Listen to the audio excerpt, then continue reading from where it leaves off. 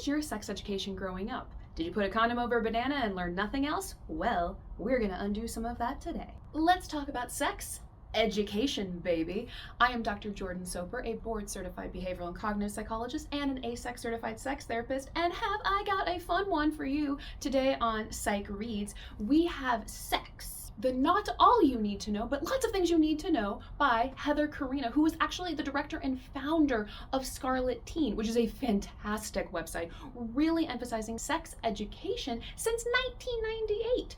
I don't know about you, but I am definitely a child of the we did not get sex education growing up, and I imagine you didn't either. Welcome to this fantastic book. So we are actually going to be talking about one particular section from this awesome book, but what this one really emphasizes and talks about is a comprehensive sex education guide for teens, early 20s, and honestly, I have anyone across the lifespan into their adulthood read this one, because this is one of the sex education books we did not get. So let's get to it. We are going to be reading a section out of the chapter on solo sex, or masturbation. Masturbation, a solo sex. Self-love, solo sex. Baitin', menage a trois. Jacking off, jilling off, whacking off, beating off. Paddling the pink canoe, pocket pinball, teasing the kitty, testing the plumbing, finger baiting, jerking the jerkin, spanking the monkey, soaking the whisker biscuit, surfing the channel, the sticky finger Roomba.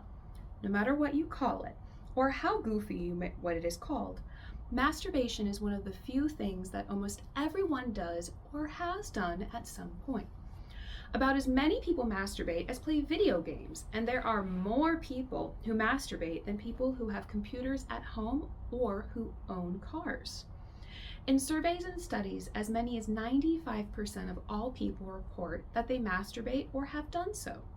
Most of us, if not all, masturbated before we can even remember. Infants and very young children commonly fondle their own genitals and do things to seek pleasure. That early stimulation, that kind of sexuality, is very different from adolescent or early adult sexuality. Although motives and execution may differ, it's masturbation all the same.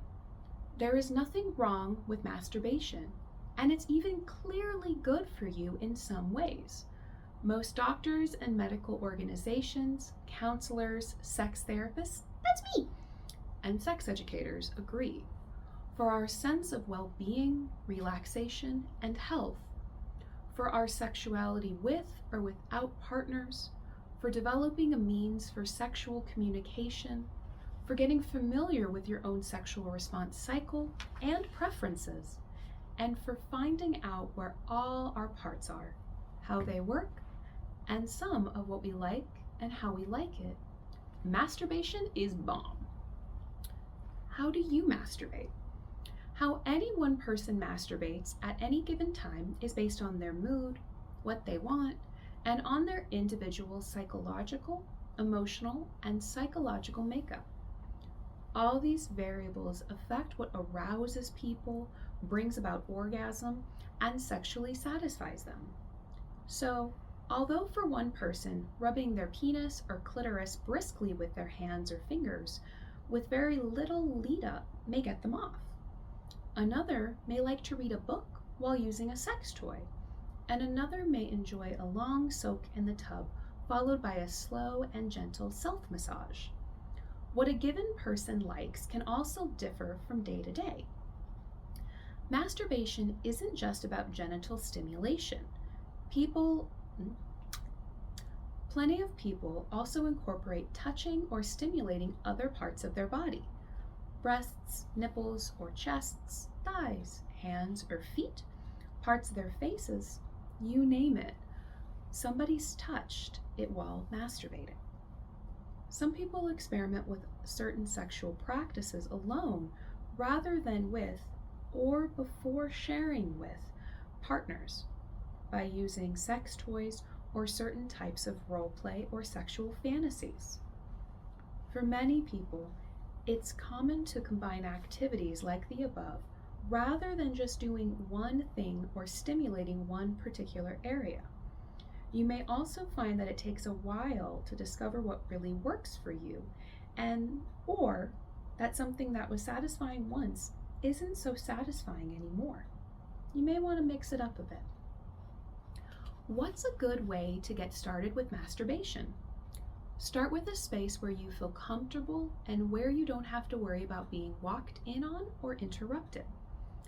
Although some people do approach masturbation in a perfunctory way, and that's okay, the truth is that it's like any sort of sex.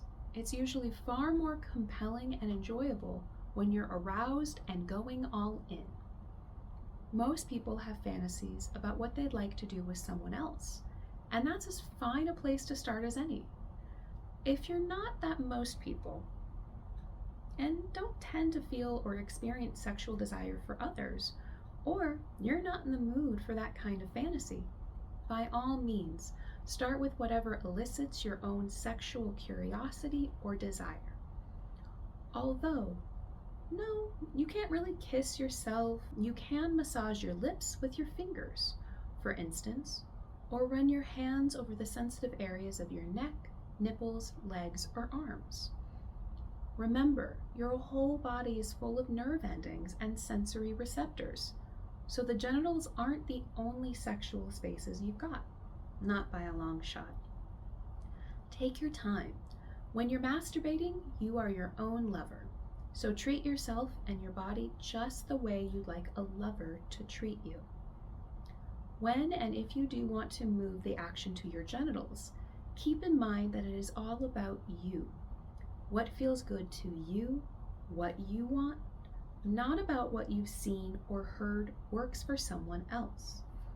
So, although a lot of people might enjoy stroking the penis with their hands, others might find that rubbing their groin up against something feels good at any given time. Some people want to incorporate vaginal entry into their masturbation. Others like to keep things limited to their external clitoris or other parts of the vulva. Because you don't have to negotiate with anyone about anything you do when you masturbate, what you do is 100% your call and entirely and only about what you want and enjoy.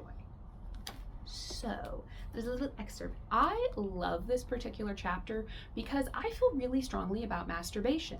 It's great for self-exploration, increases self-confidence, connectivity to your body. If it's masturbation to orgasm, great stress reliever, really helps with sleep.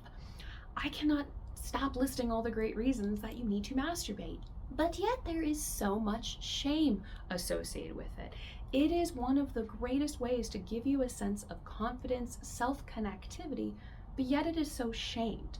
I will never forget, I got the masturbation talk from my mother when I was 14. She was a few years too late at that point.